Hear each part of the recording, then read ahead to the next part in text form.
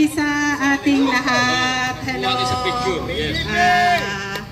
Executive Director po ng PDP Laban and Membership Committee Chairperson ng PDP Laban. Alam niyo po ma'am, habang naglalakad kayo papunta rito, nung sinabi niyo yan, ang gaan na loob namin sa inyo. Wow, thank you.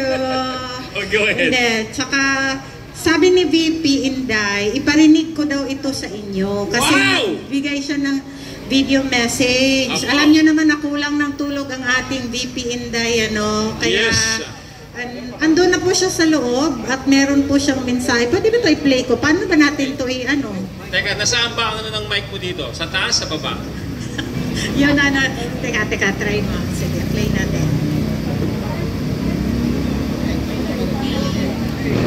Hindi ko po ang aking pagpapasalamat sa inyo lahat sa suporta ninyo, sa tulong ninyo at sa pagprotekta ninyo sa akin at sa aking mga kasamahan sa Office of the Vice President, at maraming salamat po sa inyong paglabas at pagpunta dito sa Veterans Medical Center para ipakita ang inyong suporta.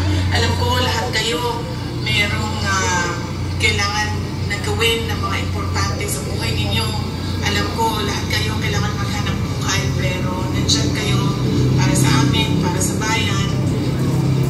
Maraming salamat sa inyong lahat. Mag-ingat po kayo sa pag-uwi ninyo.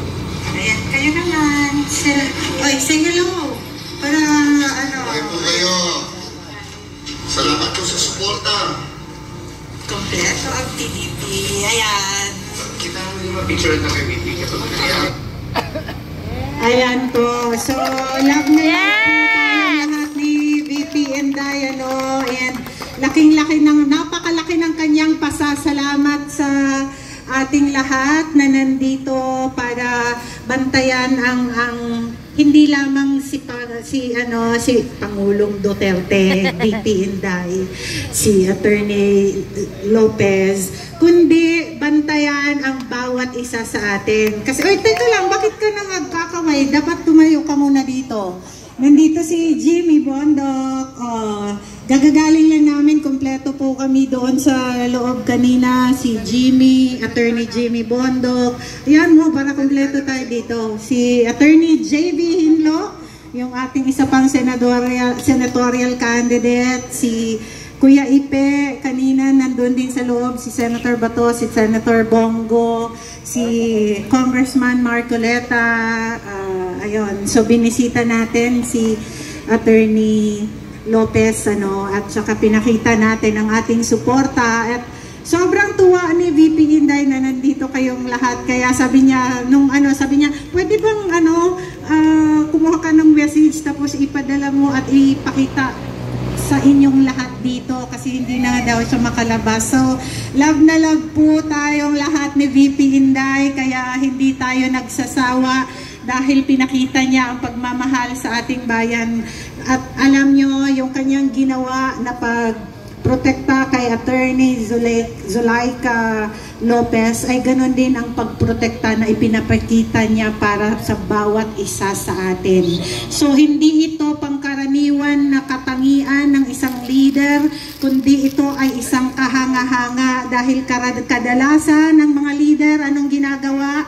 Ang mga sumusunod sa kanila, bahala kayo sa buhay nyo kapag kayo ay may problema. Pero ito, ang pamilyang Duterte, si VP Inday Sara Duterte, sa amo pa sa mga Bisaya. Kasi Bisaya dire. Tanan Bisaya, daghan kayo Bisaya. Unsay atong ingon?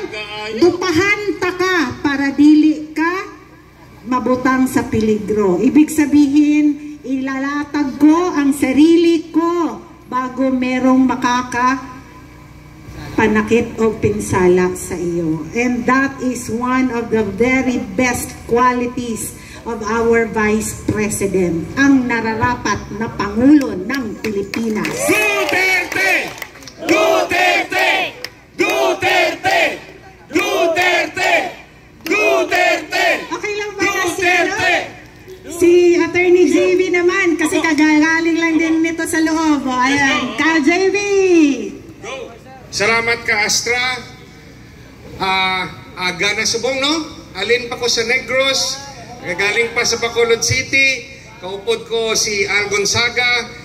Ari kami di gahatag simpatiya sa aton Vice President at kay Attorney Lopez.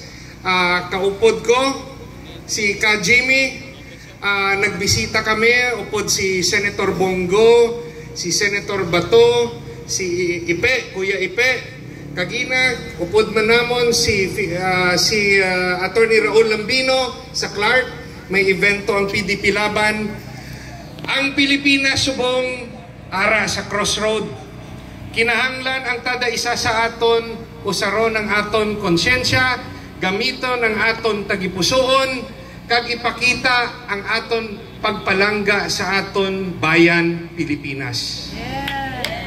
Kilanlan, hindi tayo magpapadala sa ayuda na politika. Akala ng mga politiko nabibili ang lahat ng Pilipino. Huwag po tayong maniwala sa kanilang mga pera sapagkat yung binibigay nila sa atin ay galing rin sa atin. Ang hanapin natin ng mga leader dito sa ating bayan ay mga leader na merong programa na makakaahon sa kahirapan ng permanente sa ating mga Pilipino. Hindi yung ayuda lang ng ayuda. Kailangan ng Pilipinas ang magpaparami ng trabaho. Kailangan ng mga graduates, ng mga scholars ay trabaho.